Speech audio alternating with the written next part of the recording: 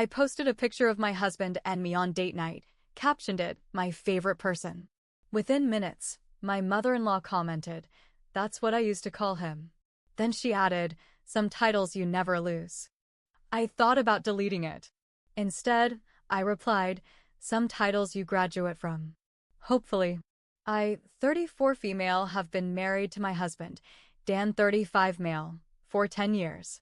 We live in Asheville, North Carolina, with our 2 kids. Dan's mother, Patricia, has always been a bit overbearing, but things escalated recently. Last Friday, Dan and I finally had a date night after months of being busy with work and the kids.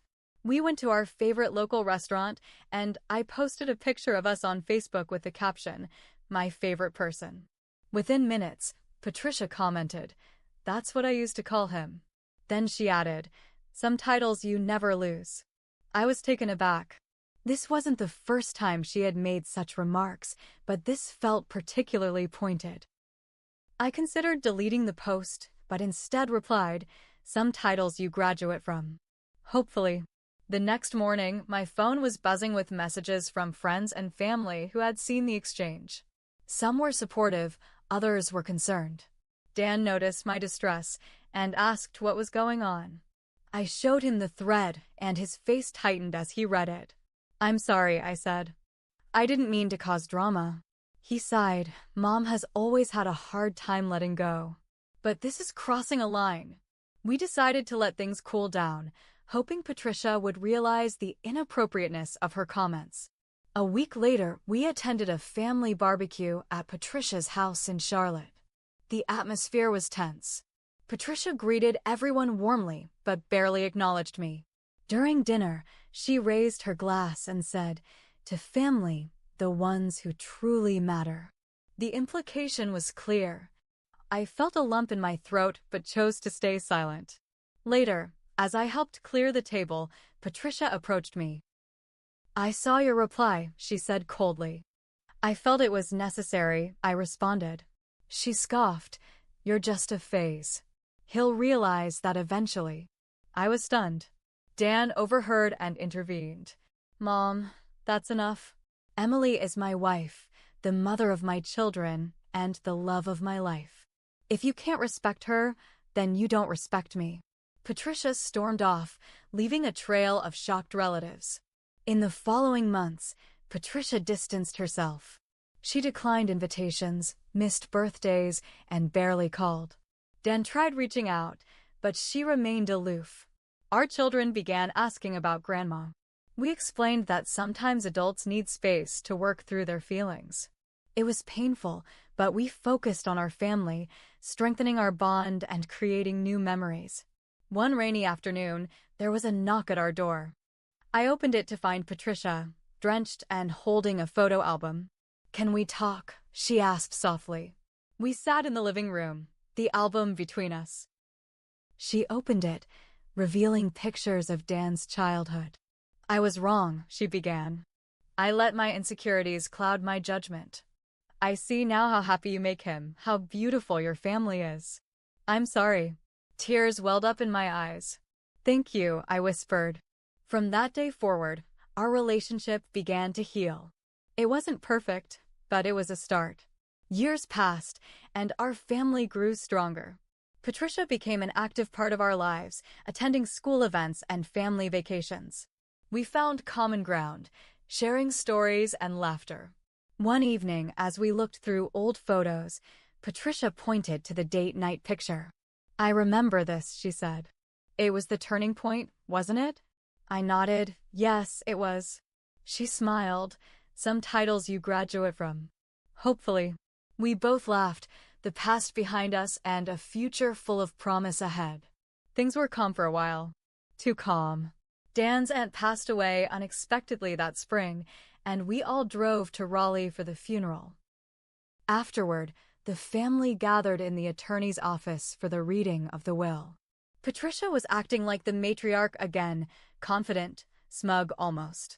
It rubbed me the wrong way, but I kept my mouth shut. Then the lawyer read something that changed everything. "To Daniel, my godson, I leave the lake cabin in Asheville. To his wife, for her kindness and patience, I leave the vintage jewelry passed down from my mother. Keep it safe, Emily. Patricia's face dropped. Visibly. She interrupted. Wait. That jewelry is a family heirloom. It was supposed to go to me. She told me that herself. The lawyer calmly responded, I'm sorry, ma'am. Your sister changed her will 2 years ago. These are her final wishes. I was shocked. I barely even knew Dan's aunt, but apparently she had noticed everything. Every slight from Patricia. Every effort I made. Patricia didn't speak the entire car ride home. The next week, I started hearing things. Dan's cousin called me one night and asked, what did you do to Aunt Pat? She's been saying you manipulated her sister. That you drove a wedge between them. My heart pounded. She said what? She's telling people you tricked Aunt May into giving you those jewels. That you planned it. I was speechless. I had barely spoken to Aunt May outside of holidays. It didn't stop there. A few mutual friends unfriended me on Facebook. One even messaged, you really disappointed me. This woman was poisoning everyone against me. Dan was furious. She wants to turn this into a battle? Fine. We'll make it one. A few weeks later, I got a DM on Instagram. It was from a woman named Carla. I didn't recognize her name, but the message gave me chills. Hi, Emily. I know this is strange, but I think we should talk. I used to date Dan before you two got married. Patricia was involved in our breakup. I didn't know who you were until I saw your post last month. But you deserve to know she's done this before. I was stunned. We set up a Zoom call. Carla was polite, calm, and clearly still a little shaken, even after all these years. She told me I wasn't good enough for Dan, that I was too independent, and that he needed a more traditional wife. She came to my job, said horrible things to my manager. I left him because of her. I thought I was protecting him, but she always wanted to be the main woman in his life. I didn't even know how to respond. After talking to Carla, I realized something I didn't want to admit. Patricia wasn't just overbearing. She was dangerous in her own way. I told Dan everything. He sat silently for a while. Then he stood up, walked to the basement, and came back with a small box. I wasn't going to show you this unless things got really bad. Inside were letters. Dozens. Handwritten, folded neatly, some yellowed with age. They were all from Patricia. Letters she wrote Dan while he was in college. Some were sweet, but most were disturbing. She says she had dreams of me dying so I wouldn't marry anyone. That no one would ever love me like she does. That women were leeches who would take me away from her. I felt sick. Dan looked at me, eyes glassy. She's not just toxic. She's obsessed. We made the hardest decision of our marriage that night. We cut Patricia off. No visits. No calls. No contact with the kids. It felt wrong. It felt awful. But it was necessary. Dan wrote her a long email explaining everything. Her behavior. The letters. The gossip. The lies. She responded within 10 minutes. One sentence. If you let her win, you're no longer my son. That was it. It's been 4 months. For a while, things were quiet. Then last week, we noticed a car parked across the street. Same time. Every evening. A woman inside. Just sitting. Watching. At first, I thought I was being paranoid. Then our neighbor asked if we were expecting someone. She said the woman in the car tried to ask her questions about us. Our kids. I confronted her. She drove off before I could reach the sidewalk. Dan thinks it's Patricia. I think she's using someone else. We filed a report. Changed our locks. Installed cameras. The story isn't over. I don't know what's coming next. But I do know this. Some titles you graduate from. Some you claw away with blood under your fingernails. I'm ready for her now. 3 days after the car incident, Dan checked the doorbell cam footage. He called me over. Watch this. There she was. Not Patricia, but her friend, Barbara. The same woman who used to come to every birthday party with a tray of homemade fudge and fake smiles. The same woman who once told me, marriage is just a phase. Mothers are forever. Barbara was parked across our street, in her car, watching our house. Every single day, between 5:45 p.m. and 6:20 p.m. She wasn't even subtle about it. We called the police again. This time, they agreed to send a patrol car during those hours. They couldn't do much more without direct threats, but it made us feel slightly better. Dan sent Barbara a warning message. We know it's you. Stay away from our home. Our kids. Our life. She left us on read. 3 weeks later, my boss pulled me into her office. I got a call about you, she said, her tone uncertain. From who? She wouldn't give a name. But she said she was a family friend and she felt obligated to warn us about your behavior. My stomach sank. She claimed you were emotionally unstable and had a recent breakdown, that it might affect your performance. I sat there, frozen. My boss, thankfully, had known me long enough to not believe it. But the fact that someone actually did this, tried to sabotage my job, there was only one person who would go that far. Only one person who knew where I worked, what my boss's name was, and had no shame about trying to destroy me. Dan lost it. He called Patricia's landline. She answered. He put it on speaker. You called her job? He demanded. You're imagining things, she replied calmly. But if I did, maybe I was just worried about your wife's influence. Maybe it's affecting the children too. I took the phone. Patricia, if you come near me, my husband, or my kids ever again, I will go to the police with everything, your letters, your gossip, the surveillance footage. I am not afraid of you anymore. She didn't say a word. Then she hung up. Dan's uncle called us a few days later.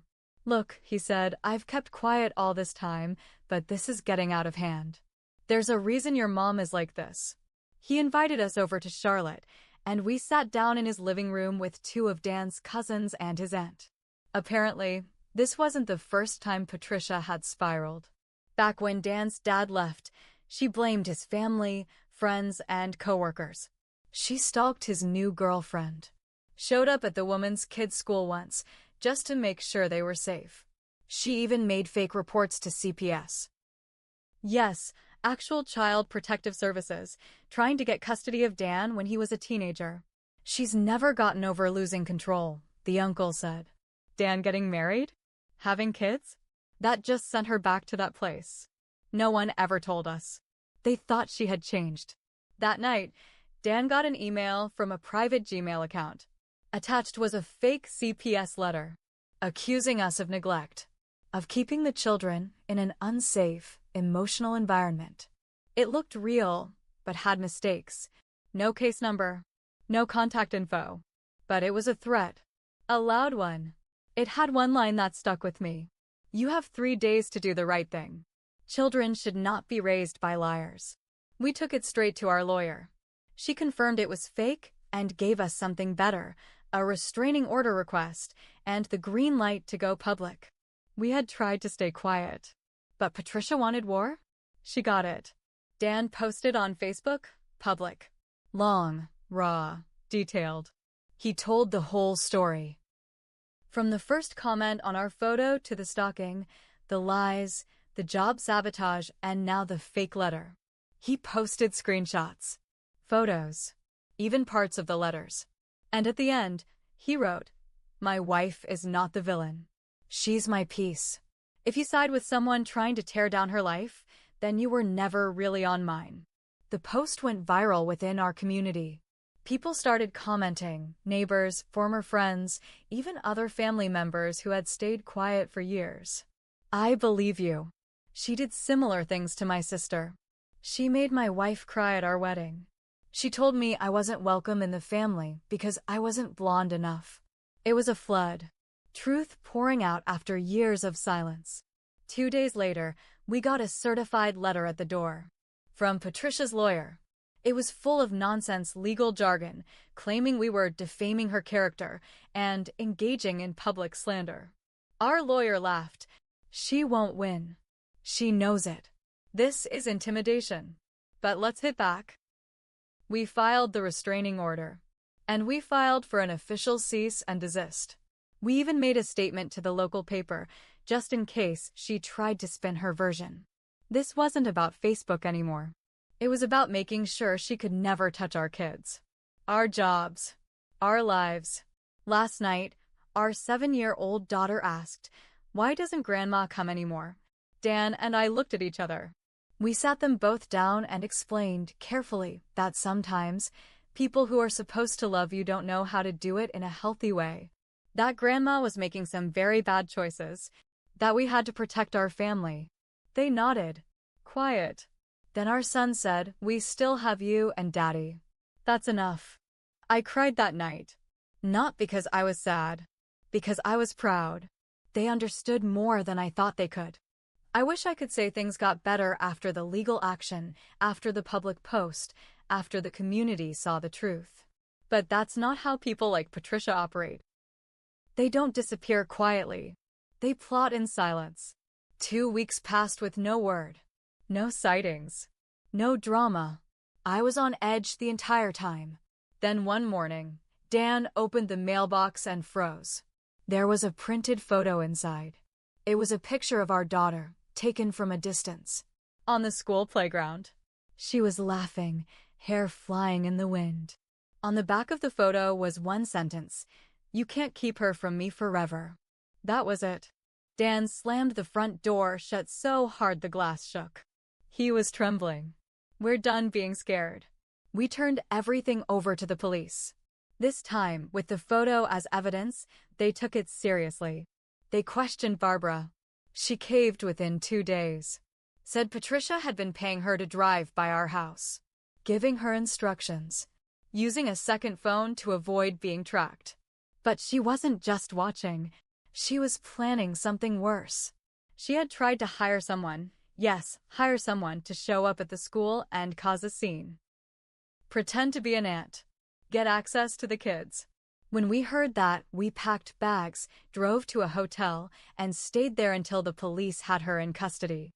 Patricia was arrested on a Thursday morning. Charges included stalking, harassment, attempting to impersonate a guardian, and solicitation of interference with custody. It hit the local news. Neighbors watched from their porches as she was handcuffed in a house goat, yelling about ungrateful children and how she built this family. The neighborhood message board exploded. We had to explain things again to our kids, in kid language. But they knew. They knew. And that's what hurt the most. Even they saw what she'd become. The trial was short. Barbara testified. Dan's uncle brought the old letters.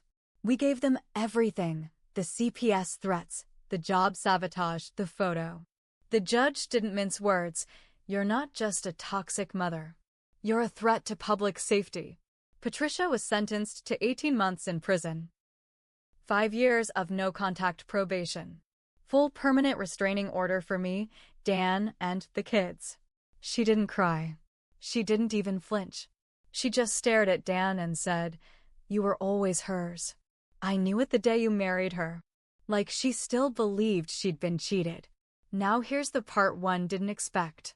Even after everything, I started to wonder about me. Not in a guilt way, but in a deep, uncomfortable way. I had always seen myself as the victim. But I realized I let things go too far, too long. I thought staying quiet was being the bigger person. But it wasn't. It was avoidance. I should have called Patricia out years ago. I should have protected my kids before she got that close. I should have stopped trying to keep the peace and started setting fire to her nonsense the first time she disrespected me. Dan forgave himself too for ignoring signs, for making excuses. We both made mistakes, but we're not making them again. Last week, we got a certified letter in the mail. It came from the prison. It was from Patricia. We didn't open it at first. Dan stared at the envelope for a long time. Then he handed it to me. "You decide." I opened it. 1 page. Neatly written. "I didn't lose you to her. I lost you to truth. And truth is something I never respected enough to keep you. I hope the kids forget me. That will be my punishment." I called him my favorite person too, once. But he was never really mine. No apology, just regret. And maybe that's all we ever needed from her, to see herself for who she was. Not a victim, not a mother, just a woman who held on too tightly and destroyed everything around her.